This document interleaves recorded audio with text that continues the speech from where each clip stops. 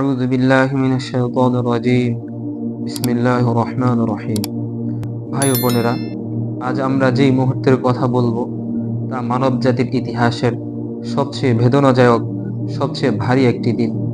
যেদিন পৃথিবী হারিয়ে ফেলেছিল তার সবচেয়ে প্রিয়, সবচেয়ে দয়ালু, সবচেয়ে বিশ্বস্ত মানুষকে। হিজরি 11 সালের 12 রবিউল আউয়াল মদিনার আকাশে যেন বিষণ্ণতা, বাতাস থমকে আছে। সাহাবীরা চিন্তিত। তখন নবীজি সাল্লাল্লাহু আলাইহি সাল্লাম অসুস্থ, তার মাথায় কাপড় বাঁধা, তাপমাত্রা খুব বেশি।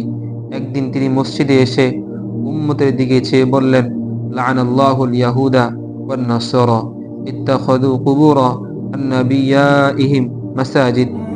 আল্লাহ ইহুদি নাসারাদের উপর লানত করুন, তারা তাদের নবীর কবরকে মসজিদ বানিয়েছে। তারপর সেই সকালে তিনি আয়েশা রাদিয়াল্লাহু তাআলা আনহার কোলে মাথা রেখে ধীরে ধীরে বললেন, আল্লাহুম্মা রফিকিল আ'লা, হে আল্লাহ, আমি যাচ্ছি আপনার সেই মহান সঙ্গ। এবং এই বলে নবীজি সাল্লাল্লাহু আলাইহি সাল্লাম দুনিয়া থেকে বিদায় নিলেন। সাহাবীদের হৃদয় ছিঁড়ে গেল।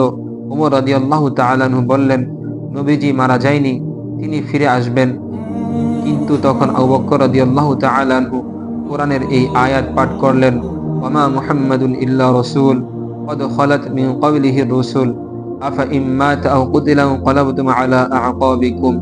মুহাম্মদ তো একজন রাসূলই, তার পূর্বে বহু রাসূল পরপারে গমন করেছেন।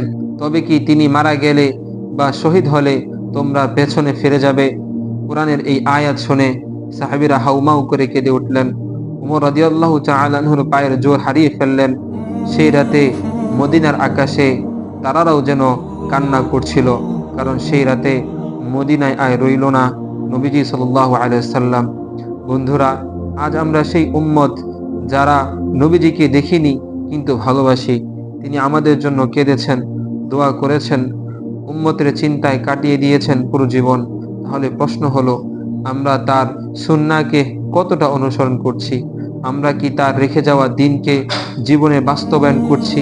আসুন তার ইন্তেকালের এই স্মৃতি আমাদের অন্তরে স্থায়ী করে তুলি আর বলি, আল্লাহুম্মা সাল্লি আলা মুহাম্মাদি ওয়া আলা আলি মুহাম্মাদ। হে আল্লাহ, নবী মুহাম্মদ সাল্লাল্লাহু আলাইহি ওয়াসাল্লাম ও তার পরিবারকে দয়া করুন। আমিন ইয়া রাব্বাল আলামিন।